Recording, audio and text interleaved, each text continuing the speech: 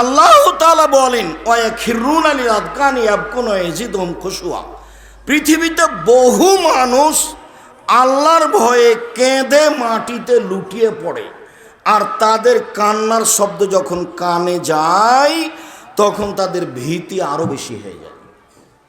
আপনি কান্নাকাটি করেন না রাতে, এর অর্থ এই নয় যে কেউ কান্নাকাটি করে না। পৃথিবীতে হাজারো মানুষ আল্লাহর ভয়ে কাঁদে, ও কথা আল্লাহ বলছে। আমি আর আপনি কাঁদি না, এর অর্থ এই নয় যে কেউ কাঁদে না। আনাস রাদিয়াল্লাহু তাআলা আনহু বলেন, রাসূল সাল্লাল্লাহু আলাইহি ওয়াসাল্লাম বলেছেন, একদা তিনি খুতবা দিলেন, এরকম খুতবা আমরা কোনোদিন শুনিনি। তিনি বক্তব্যে বললেন, লাউ তা'লামুনা মা আ'লামু লাবাকিতুম কাসীরা ওয়া লাযাহিকতুম কালীলা। পৃথিবীর মানুষ, তোমরা যদি আল্লাহকে চিনতে আমি যেভাবে চিনি, পৃথিবীর মানুষ তোমরা যদি আল্লাহকে জানতে আমি যেভাবে জানি, পৃথিবীর মানুষ তোমরা যদি আল্লাহকে চিনতে আমি যেভাবে চিনি, পৃথিবীর মানুষ তোমরা যদি আল্লাহকে জানতে আমি যেভাবে জানি, লাউ বাকাইতুম কাসীরা ওয়া লাযাহিকতুম কালীলা, তাহলে বেশি বেশি কাঁদতে, কম কম হাসতে। কই আপনি তো নাতি নাতনি নিয়ে খালি দিন রাতে হাসেন, কাঁদেন কখন? আল্লাহর ভয়ে আপনার কান্নাকাটি কখন? আল্লাহ তাআলা আমাদের নবীকে বলছেন, ফাইদা ফারাগতা ফানসব ওয়া ইলা রাব্বিকা ফারগাব। মুহাম্মদ সাল্লাল্লাহু আলাইহি সাল্লাম, আপনি যখন দুনিয়াবি কাজ থেকে অবসর হবেন তখন রাতের ইবাদতে কঠোর শ্রমে আত্মনিয়োগ করুন, আর আপনি আমাকে যা বলবেন তা ভয় ভীতি নিয়ে কান্নাকাটি করে বলুন। আল্লাহ আমাদের নবীকে আদেশ করছে যে আপনি দুনিয়াবি কাজ শেষ করে অবসর সময়ে ইবাদত করেন, আর আমাকে যেটা বলবেন সেটা কান্নাকাটি করে বলেন। এটা আল্লাহর আদেশ আমাদের নবীকে। তো আমরা কান্নাকাটি করতে পারি না, এই জন্য যেন আমরা আল্লাহকে আমরা চিনি না। আবু হুরায়রা রাদিয়াল্লাহু তাআলা আনহু বলেন, রাসূল সাল্লাল্লাহু আলাইহি সাল্লাম বলেছেন, 7 শ্রেণীর মানুষ বিচারের মাঠে বিশেষ ছায়াতলে থাকবে। 7 শ্রেণীর মানুষ। যেদিন সূর্য মানুষের মাথার উপরে 1 মাইল উপরে হবে, অর্ধ হাত কথাটা মিথ্যে।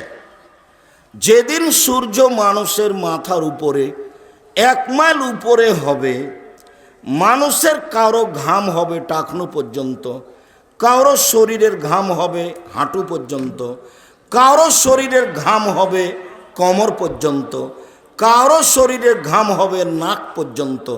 এই সময়ে 7 শ্রেণীর মানুষের গায়ে কোনো ঘাম থাকবে না। কেন? তাদের উপরে সূর্যের আলো থাকবে না। তারা ফ্রি থাকবেন। এক, ইমামুন আদিল, ন্যায়পরায়ণ নেতা।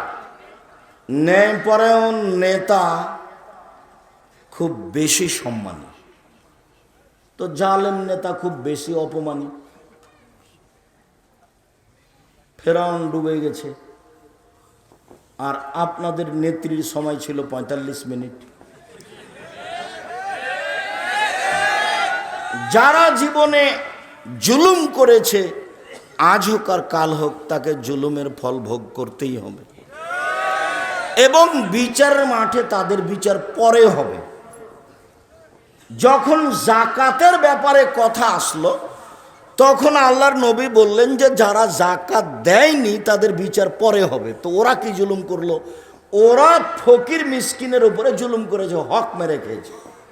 ধনী মানুষেরা কার হক মেরে খেয়েছে? ফকির মিসকিনের। তো যেহেতু ধনী মানুষ ফকির মিসকিনের হক মেরে খেয়েছে, কাজে ও জালেম, ওর বিচার পরে হবে। 2, শাবুন নাশা ফি ইবাদাতিল্লাহ, বাল্য অবস্থা থেকে যে ইবাদতে অভ্যাসী, সে বিশেষ ছায়াতলে থাকবে।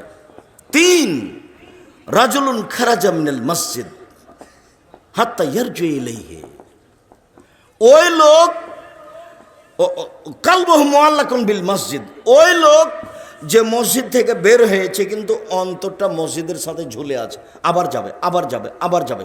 জোহরে এসেছে, বাড়ি এসেছে, আসর টাইম হলো কি না, আম্মু আসরের টাইম হয়েছে, বৌমা খালেদা আসরের টাইম হয়েছে, খালি ব্যস্ত, মসজিদে যাবে সেই জন্য।